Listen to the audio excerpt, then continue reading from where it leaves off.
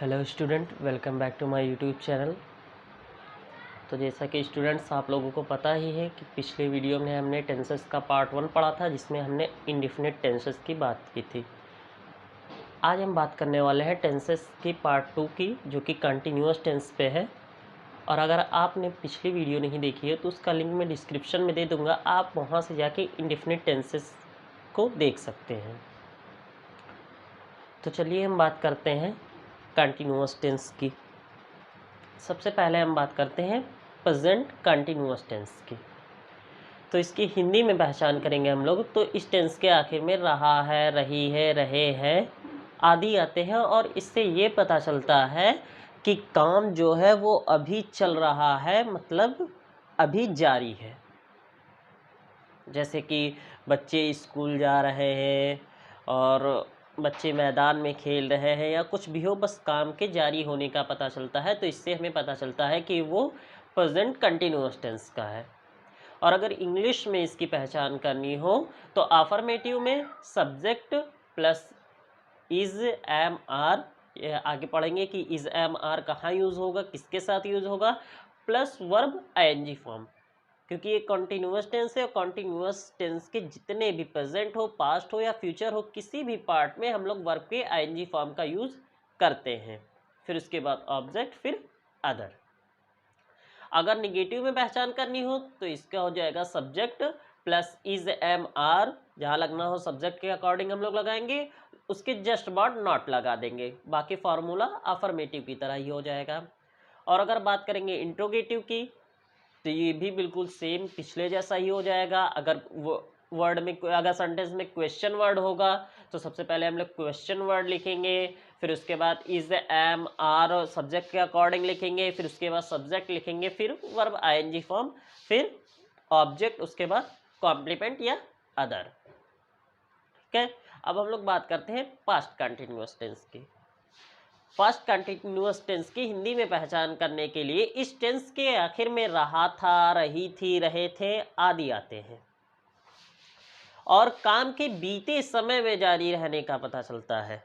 बीते समय में जारी रहने का पता चलता है मतलब जैसे बच्चे मैदान में खेल रहे थे, ये बात अभी हो रही है, लेकिन इससे पता चलता है कि ये काम बीते हुए समय में हो रहा था, हो रहा था। इसको इस तरह से बताया जा रहा है कि रहे थे, इसका मतलब जो बता रहा है उसने खुद से देखा, और इसलिए वो एक्सप्लेन कर रहा है कि बच्चे मैदान में खेल रहे थे, बच्चे स्कूल जा रहे थे। और इसका अगर इंग्लिश में पहचान करेंगे तो ये हो जाएगा सब्जेक्ट, सब्जेक्ट के तुरंत बाद सब्जेक्ट के अकॉर्डिंग वाज या वर लगेगा। फिर उसके बाद जैसा कि मैंने बताया कि वर्ब का एनजी फॉर्म सभी में लगेगा, इसलिए यहाँ भी वर्ब का एनजी फॉर्म लगेगा, प्लस ऑब्जेक्ट हो जाएगा, प्लस अदर हो जाएगा। अदर मीन्स यहाँ पे है कॉम्प्लीमेंट, जो भी बचे हुए, जैसे बच्चे मैदान में खेल रहे हैं तो मैदान वहाँ पे क्या हो गया, अदर में होगा, इन द ग्राउंड या इन द फील्ड। ठीक है, फिर हम लोग आते हैं निगेटिव पे। निगेटिव में इसकी पहचान करेंगे तो बिल्कुल ये प्रेजेंट कंटिन्यूअस की तरह ही हो जाएगा, बस इसमें इज एम आर को हटा के वाज या वर लगेगा, बाकी इसका फॉर्मूला वैसे ही बनेगा। इंट्रोगेटिव की बात करते हैं तो इसमें भी वही रूल अप्लाई करेंगे हम लोग। सबसे पहले क्वेश्चन वर्ड अगर होगा तो क्वेश्चन वर्ड का ट्रांसलेशन करेंगे, हिंदी में होगा, इंग्लिश में होगा, तो सबसे पहले क्वेश्चन वर्ड लिखेंगे, उसके बाद वाज या वर सब्जेक्ट के अकॉर्डिंग, फिर सब्जेक्ट, फिर वर्ब आईएनजी फॉर्म, फिर ऑब्जेक्ट, फिर अदर। अब हम लोग बात करते हैं फ्यूचर कंटिन्यूअस टेंस की। फ्यूचर कंटिन्यूअस टेंस में अगर हिंदी में पता लगाना है तो इस टेंस के आखिर में रहा होगा, रही होगी, रहे होंगे आदि आते हैं। इस टेंस में इस तरह की बात होती है कि जैसे कोई अंदाजा लगाया जाए, जैसे बच्चे मैदान में खेल रहे होंगे, ये बात फ्यूचर की है, लेकिन एक हिसाब से ये अंदाजा लगाया जा रहा है कि बच्चे मैदान में खेल रहे होंगे।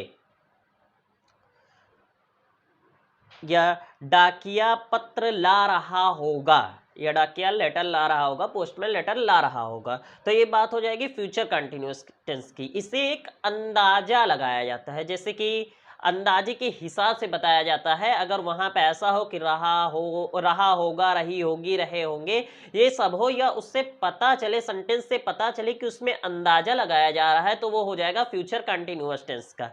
अब इसका अगर इंग्लिश में पहचान करेंगे तो अफर्मेटिव में सब्जेक्ट, फिर उसके बाद विल या शैल सब्जेक्ट के अकॉर्डिंग लगाएंगे, फिर उसके जस्ट बाद बी का यूज होगा। फ्यूचर कंटिन्यूअस टेंस में विल या शैल के जस्ट बाद बी का यूज होगा, फिर उसके बाद वर्ब के आईएनजी फॉर्म का यूज होगा, फिर ऑब्जेक्ट का, फिर अदर का। और अगर निगेटिव में इसकी पहचान करनी हो या निगेटिव में इसका ट्रांसलेशन करना हो तो ये हो जाएगा सब्जेक्ट, फिर विल या शैल सब्जेक्ट के अकॉर्डिंग, फिर उसके जस्ट बाद नॉट, फिर उसके बाद बी का यूज होगा। बाकी सब अफर्मेटिव की तरह ही हो जाएगा। अगर हम बात करते हैं इंट्रोगेटिव टेंस की, तो इंट्रोगेटिव फ्यूचर कंटिन्यूअस का इंट्रोगेटिव अगर हमें बनाना है तो सबसे पहले हम वही रूल अप्लाई करेंगे कि अगर क्वेश्चन वर्ड हुआ तो क्वेश्चन वर्ड या सब्जेक्ट के अकॉर्डिंग विल या शैल। क्वेश्चन वर्ड होगा तब भी विल या शैल ही लगेगा। सभी में ये अप्लाई होता है कि अगर क्वेश्चन वर्ड है तो सबसे पहले क्वेश्चन वर्ड इज, अगर प्रेजेंट कंटिन्यूअस टेंस की बात हो रही है तो उसमें इज, एम, आर लगना ही लगना है। अगर पास्ट कंटिन्यूअस टेंस की बात हो रही है तो उसमें वाज वर लगना ही लगना है। और अगर फ्यूचर कंटिन्यूअस टेंस की बात हो रही है तो उसमें विल या शैल लगना ही लगना है। ये नहीं कि अगर क्वेश्चन वर्ड आ गया तो क्वेश्चन वर्ड लगा देंगे, उसके बाद इज, एम या आर ये हटा देंगे। अगर ये हट गया तो फिर उससे टेंस का पता ही नहीं चलेगा। क्वेश्चन वर्ड के साथ ये प्रेजेंट कंटिन्यूअस में ये is, am, are, past continuous में वाज वर और फ्यूचर कंटिन्यूअस में विल या शैल का यूज होगा। ये वीडियो बहुत मैं शॉर्ट में बना रहा हूँ। अगर आपको ये वीडियो पूरी डिटेल में, फुल डिटेल में चाहिए तो आप नीचे कमेंट करके बता सकते हैं। ये वीडियो मैं उन लोगों के लिए बना रहा हूँ जो टेंसेस को पढ़ चुके हैं, बस एक बार रिवाइज करना चाहते हैं। अगर आपको कोई भी प्रॉब्लम हो तो आप नीचे कमेंट करके बताएं, मैं उससे ट्राई करूंगा कि जल्द से जल्द उसका सॉल्यूशन दे पाऊं।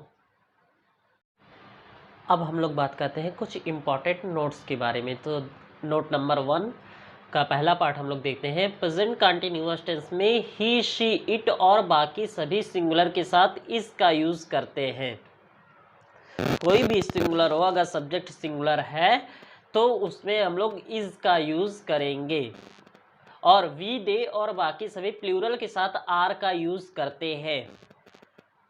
बाकी सभी प्लूरल के साथ आर का यूज करते हैं। और हिंदी में अगर है तो आर का यूज करते हैं। लेकिन ध्यान हमें ये रखना है कि अगर सब्जेक्ट को रिस्पेक्ट देने के लिए है का यूज किया जाता है तो हम लोग इज का ही यूज करेंगे। जैसे कि पिताजी अखबार पढ़ रहे हैं, तो वहां पर रिस्पेक्ट देने के लिए है का यूज किया गया है, लेकिन वहां पे सब्जेक्ट क्या है, सिंगुलर ही है, इसलिए वहां पर हम लोग इज का ही यूज करेंगे। और बाकी अगर कुछ प्लूरल होगा, जैसे बच्चे खेल रहे हैं, तो वहां पे है प्लूरल माना जाएगा और वहां पर आर का यूज होगा।